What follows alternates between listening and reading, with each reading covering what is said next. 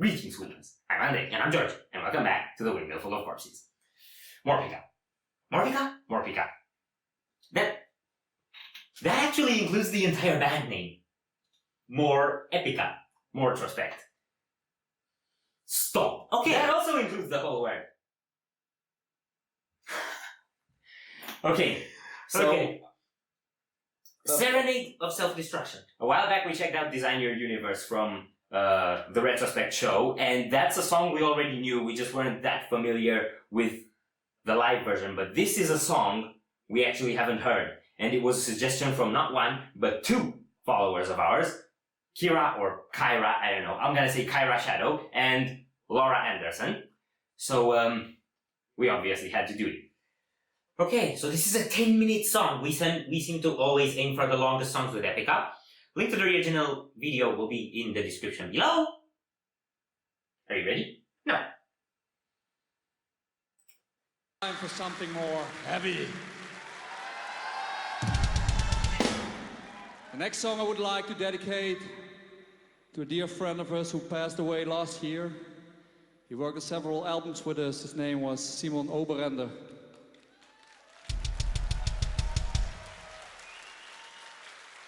We still think about him a lot, and this one is for you. Serenade of Self-Destruction.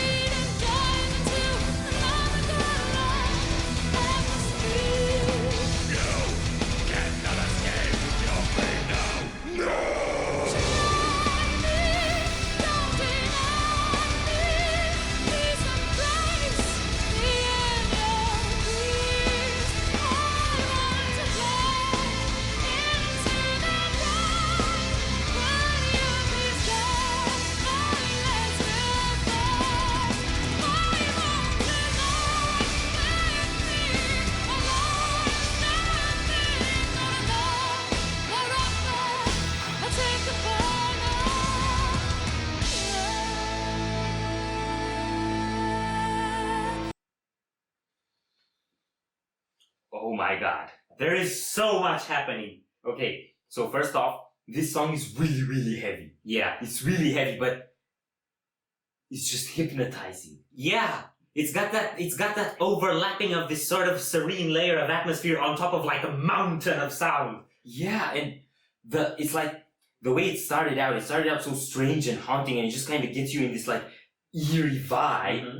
And then that flows so well into the heavy part that you're kind of still hypnotized into the vibe while the riffs are backing it up. So it's not, in some sense, even though it's like probably one of the heaviest Epica songs I heard, it's not a song that I feel like going like that to. Yeah. You know? It's another one that I want to get immersed into. I don't want to talk for too long, but there's a lot going on. And I think part of what gives it that vibe is also the announcement that Mark made at the beginning. So that's a little set a tone. I don't know who he was talking about, so maybe you can make us know. And yeah, if Dachi worked with Epica and he's no longer with us, well, that's a sad thing. We are thankful for his work. So, go.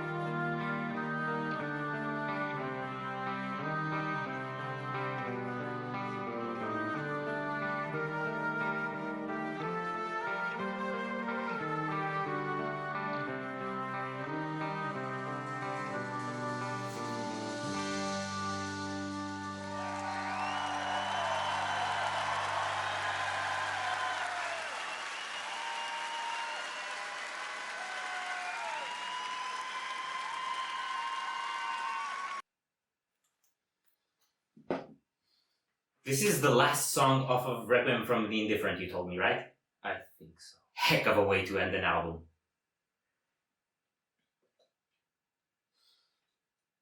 Too many things happened here to comment on it. Am I supposed to do that? No. Unless you want to. Too many things happened here. But there are a couple of parts that stood out that I want to comment on. One was right after we let it go with the orchestral build-up and the drum playing. So you had that little tambourine from the orchestra, or whatever the hell that was. And it's not Aryan here yet, is it? I think it is.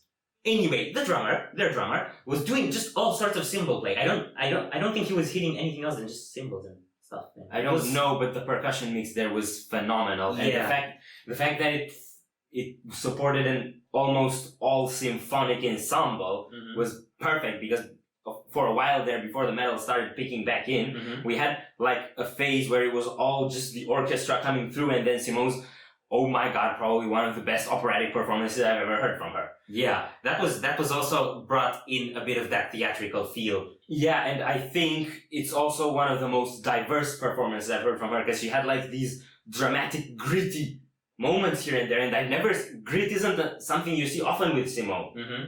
Most of the time her voice is crystal clear. Yeah. But she brought that, and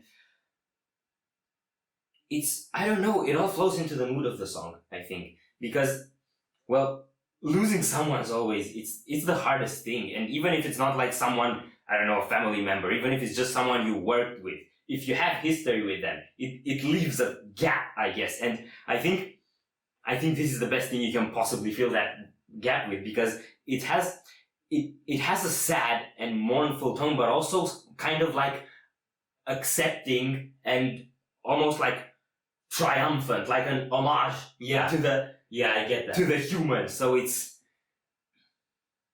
like, I think, one of the best ways to deal with it that I can think of. Yeah, I can definitely subscribe to all of that, and it did have that feeling. So that was pretty brilliant.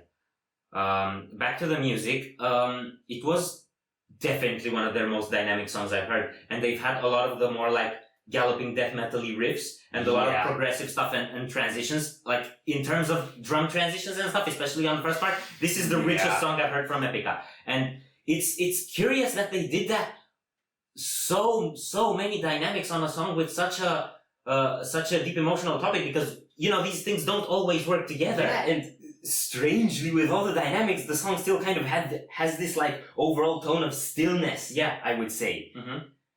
So okay, it's a lot to say. I can't pick it up everything, but there are a few things that still kind of caught my eye. One of them was the lighting. So on everything I've seen from Retrospect so far, you have these really bright white lights, and those are cool, but they're pretty annoying because they're often kind of blinding, and it makes it hard to actually see what's going on, even in the video footage. I know, especially in the Sancta Terra video with Floor, it's particularly annoying because I want to see Floor and Simone, and I see blinding lights instead, and it's like, yeah, okay, like you have powerful lights, I get it. Let me see. And another thing I wanted to point out was we got just a brief shot of like crowd sing along. Yeah. And also a brief shot of crowd headbanging, kind of at the same time I was headbanging. And it just sparks that feeling of connection that you get at shows. And I can never shake that. It's the best feeling ever.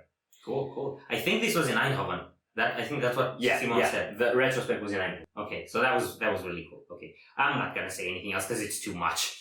I have thoughts. I could probably write a book about this show if we were to watch it entirely.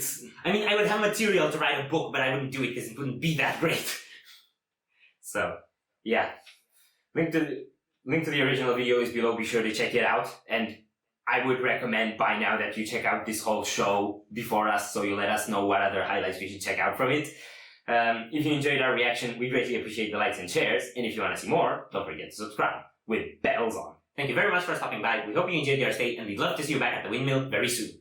Corpse is out.